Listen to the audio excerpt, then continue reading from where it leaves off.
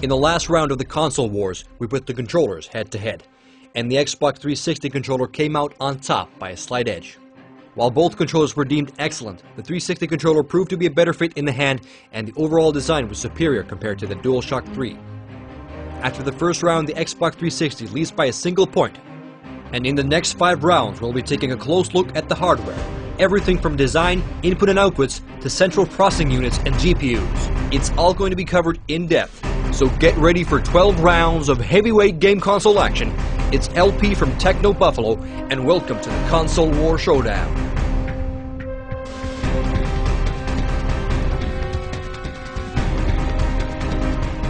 Now, this is a topic that has to be tied in with price and value. I bought the PlayStation 3 on the European launch date back in the spring of 2006. Man, was I excited. But man oh man, did I die just a little inside when 650 euros left my wallet. That's about $900 US. With the introduction of the PS3 Slim in September 2009, the price has dipped significantly down to approximately $300, both US dollars and euros. The two consoles are now on the same price point, but I think Microsoft still has levers to pull, so I would not be surprised if the Elite's price comes down to $250 if the PS3 starts gaining some ground. So I'm going to be looking at this hardware comparison from the perspective of where we are right now in fall 2009, and the notion of both consoles being at an equal price point. Round 2. SKU Wars. To make this series of videos a bit more complex, both manufacturers have come out with multiple SKUs of their hardware. Not many gamers knew or cared what a SKU was before Microsoft came out with 2 different versions of their Xbox 360 hardware. The term was adopted by the gaming community basically overnight. SKU stands for Stock Keeping Unit. It's a term merchants use to identify unique products in inventory. Obviously, in this case, it refers to unique system configurations. The multiple SKU strategy has brought with it more choices. It's not only a matter of which console to buy, a consumer must now choose between the different variations of the same console. When I bought the PS3, I had 2 SKUs to choose from, the 60GB SKU and the 20GB SKU. The 20GB SKU was €100 cheaper, but it lacked backwards compatibility, flashcard readers, and Wi-Fi. Since the launch of the PS3, there's been 7 different SKUs on the market, some with PS2 backwards compatibility and some lacking. 2 of the SKUs have had flash memory card readers, and the rest have not. Suffice it to say that it's all a bit confusing for the average consumer. But there are benefits to multiple SKUs. During the PlayStation 3 SKU cycle, the size of the processors have been shrunk down from the original 90nm to first 60nm, and now with the Slim to 45nm.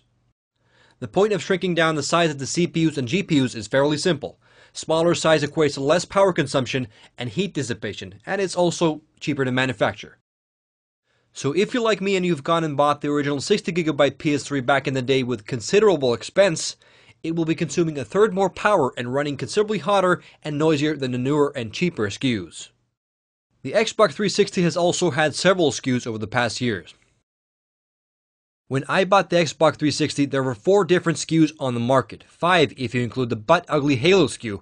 I mean, come on, it looked like something you'd find in a ditch. Anyways, 4 SKUs when I bought the Xbox 360, the Arcade, the Pro, and the Elite, and there were also some 20GB premium SKUs still on the market. And looking at Microsoft's long list of SKUs really makes me miss the olden days, where there was only a single system and everyone pretty much had the same device.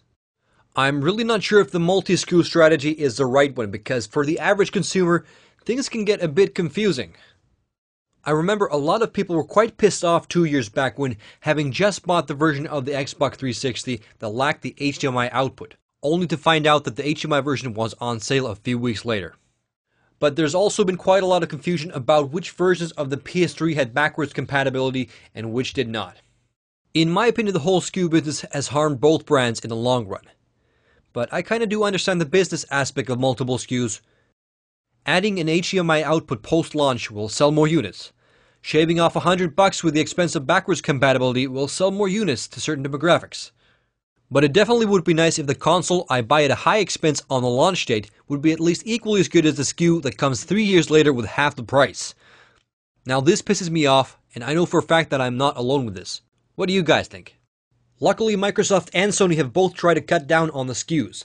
Sony first got rid of the SKUs that lacked Wi-Fi, And Microsoft only recently revealed that it would be losing the Xbox 360 Pro SKU, leaving only two SKUs on the market, the Arcade and the Elite.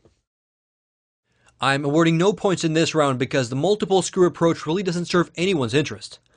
I'm perfectly fine with shrinking down the components, but adding and subtracting features confuses the average consumer and frustrates the loyal list of fans of both manufacturers. Hopefully come next generation of consoles, both manufacturers will develop their concept and hardware long enough not to have to make 10 versions within the console's product cycle. A single SKU approach seems to be working fairly well for a certain other Japanese console, namely the Nintendo Wii. Round 3. Design and external features. The design of game consoles have always been interesting to say at least. No game console is alike, and the Xbox 360 and PS3 are very different looking devices. The original PlayStation 3 is a bit bulkier than the Xbox 360, but obviously the Slim has turned the tables, and the Slim is about the third smaller than its big brother and significantly smaller than the Xbox 360. I'm pretty sure Microsoft isn't planning on an Xbox 360 Slim, but if you're watching this in 2010 with an Xbox 360 Slim in your living room, I take my previous statement back. The PS3 is an expensive looking device, it has sleek curves, and a lot of thought has been put into its unique style.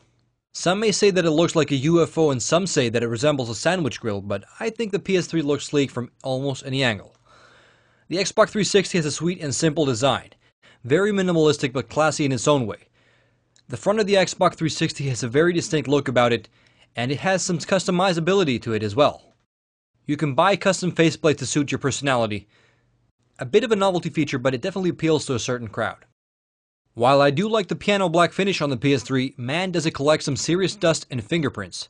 But if you don't like the glossy finish, the Slim features a matte finish, which may not be as flashy as the original PlayStation 3, but it gets the job done and looks good in its non-dust collecting and smudging way. I've said it before that chroming is definitely better suited for rims of cars than entertainment devices, but the chroming on the PS3 looks okay. Although take note that the chroming is gone from the cheaper SKUs, including the PS3 Slim. The Xbox 360 has a very uncool feature, which is the huge power supply that can be tricky to hide depending on the placement of your device. I mean, this thing basically looks like a game console in its own accord. Both consoles have a very cool and distinct look about them, and I really can't decide which I prefer more. You know, some days I prefer coffee, and other days I prefer cocoa. That's just the way it goes, but let's check out the external inputs and outputs, which are also connected to the design.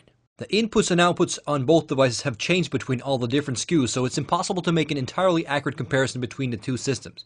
But what we have here side by side are the most common models in use today, and most essential features are the same.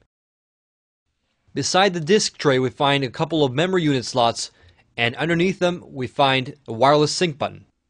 When I first got the Xbox, I was wondering where the USB ports were, but they're actually down here under the hatch. And the USB ports are a bit tricky to get to because they're quite deep inside there. And having a USB cable attached to the 360 really breaks the clean lines of the device.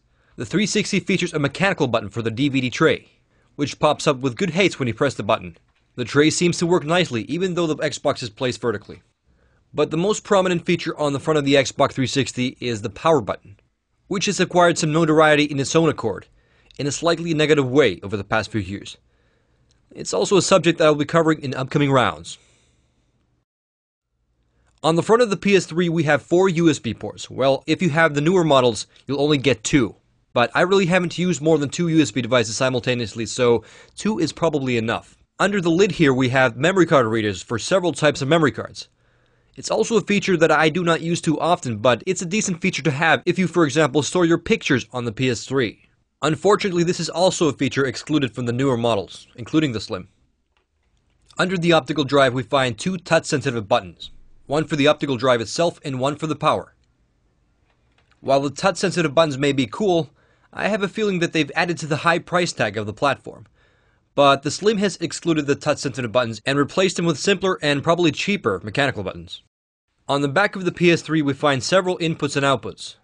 And starting from the right we find the power cord input, which connects to the internal power supply. There's also a main power button if you don't want to keep your device on standby for some reason. Next we find the analog output, if you're for example using a SCART or component cables, and we also have an optical output for connecting with your amplifier. Here we find the LAN connection, and here we find the HDMI out. The PS3 supports the 1.3 HDMI profile, which has double the bandwidth of earlier HDMI standards. It adds deep color support and includes support for the new HDMI audio standards Dolby Digital Plus and DTS True HD. Of course, most people don't have the higher-end amplifiers and TVs to support these formats, but it's good to be future-proof. More about this stuff in the upcoming round that will be covering media playback. Alrighty, on the back of the 360 we find a power cable input that connects to the massive power supply I showed you earlier. And here we find a USB port, which is a nice feature to have on the back because you may have some devices that you want kept out of sight. And we also find your standard local area network port. While the first SKUs of the Xbox 360 did not have an HDMI output, all of the current models do. The HDMI on the Xbox 360 only support HDMI profile 1.2. There is no optical audio output on the Xbox 360. But there is an optical audio output from the analog cable that's included with the device, which is fine. But a very annoying thing with the Xbox 360 is that you cannot connect the analog cable and the HDMI cable at the same time, which means that if you connect the device with an HDMI cable to your display, you won't be able to connect the optical cable to your amplifier. This sucks quite a bit. Alrighty, the next two features were a bit tricky to categorize, as they're external for the Xbox 360 and internal for the PS3. The hard drive on the Xbox 360 lies on top of the console. It's very easy to remove and replace, so if you have one of the older Xbox 360 SKUs, you can upgrade to, for example, a 120GB hard drive. The only thing holding you back from upgrading will be the $150 price tag. You can also swap out the PS3's hard drive, but you'll need a screwdriver to do it. Luckily, the process is very simple, and you can swap out the PS3's hard drive for any 2.5-inch serial ATA disc. So if you store a lot of games and media content on your hard drive, you can get a 320GB hard drive for under $100. And you can actually speed up your PS3 loading times a bit by installing a 7200 RPM hard drive. As you can see, the hard drive included in my trusty old PS3 is a pretty standard Seagate Barracuda disc. Alrighty, the next feature is internal for the PS3, but is an external add-on for the Xbox 360. Put simply, the PS3 has built-in Wi-Fi, and the Xbox 360 does not.